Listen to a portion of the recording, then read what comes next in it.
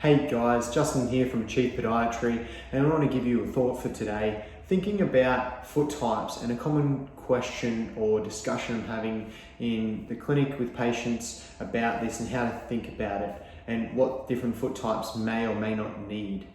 So it's common where people get bunched into thinking they have a certain foot type based on how it appears. So an example of that might be a flat foot or a high arch foot type or a stiff foot or a flexible foot, a medially loading foot or a laterally loading foot.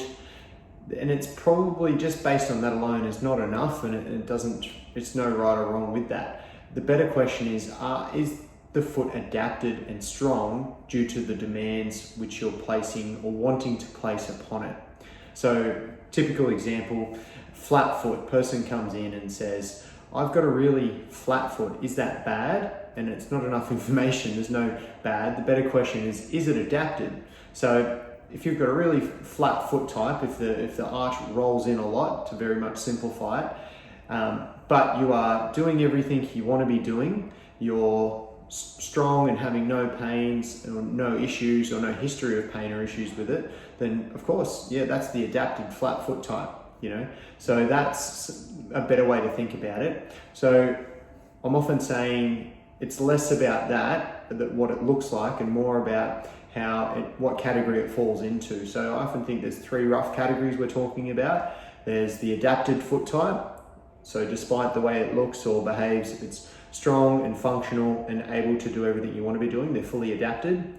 There's the coping group, so that they cope with their biomechanics. An example of that might be they have let's say a really high arch, laterally loading foot type, and it might be typical that if they were on their feet too much or wore certain shoes perhaps, it might start to give them some mild discomfort with some of the tissues that are bearing those loads. So let's say the tendon on the outside of that foot is working really hard, and the more stress you place upon it, the more demand you place upon it, it might start to get a little bit sore or overworked.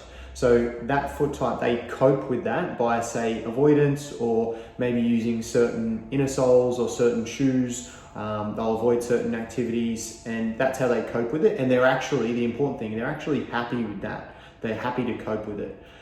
Then the final group is the non-copers. So we've got the adapted foot type, the copers, and the non-copers. So the non-copers might be ones where they have a really high arch, laterally loading foot type, and they do get quite consistent pain or issues, and it can be attributed to their biomechanics perhaps. So there's enough of a reason to suggest that it is involved, and they're the group that we do try to focus on with interventions more so, or might present to us with pain or challenges that they might be facing. So just something to think about, thinking about how feet behave. Are they fully adapted to, despite how they look and work? Are they nice and strong and stable for all the tasks you're demanding? They're adapted. Are you coping despite your biomechanics and the way that your feet move and look? Or are they the non-coping, painful type that need to be considered to look at various therapies around that? Just a thought for today, guys. Cheers.